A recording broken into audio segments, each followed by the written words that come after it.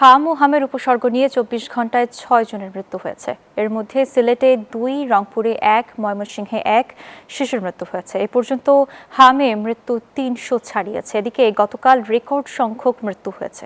এতে অভিভাবকদের মধ্যে আতঙ্ক বিরাজ করছে। এছাড়াও প্রতিদিনই উপসর্গ নিয়ে ভর্তি হচ্ছে অসংখ্য শিশু। প্রতিনিধিদের পাঠানো তথ্যচিত্রে বিস্তারিত।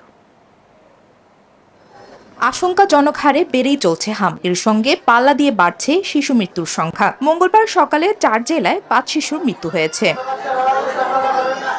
সিলেটে গেল ২৪ ঘন্টায় হাম ও উপসর্গ নিয়ে ৫ ও ৬ মাস বয়সী ২ শিশুর মৃত্যু হয়েছে। এ নিয়ে বিভাগে মোট মৃত্যুর সংখ্যা দাঁড়িয়েছে ১৮ জনে। এছাড়াও উপসর্গ নিয়ে বিভাগের বিভিন্ন জেলার হাসপাতালগুলোতে ভর্তি রয়েছে অসংখ্য শিশু।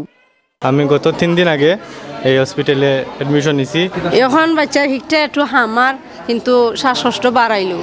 রাজশাহী মেডিকেল কলেজ হাসপাতালে ২৪ ঘন্টায় হামের উপসর্গ নিয়ে চিকিৎসাধীন অবস্থায় এক শিশু প্রাণ হারিয়েছে। এ পর্যন্ত এই জেলায় মোট ৫৪ জনের মৃত্যু হয়েছে। ময়মনসিংহেও হাম নিয়ে প্রাণ হারিয়েছে ৭ মাস বয়সী এক শিশু। শয্যা সংকটে বাধ্য হয়ে মেঝেতে চিকিৎসা নিতে হচ্ছে অনেককে।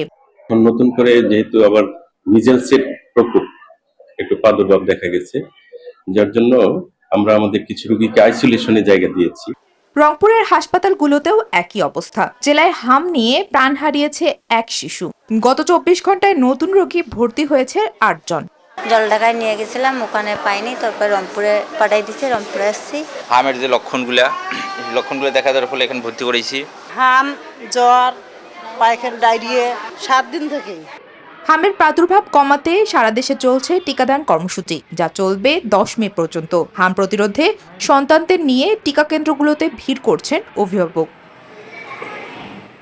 Text report, news 24।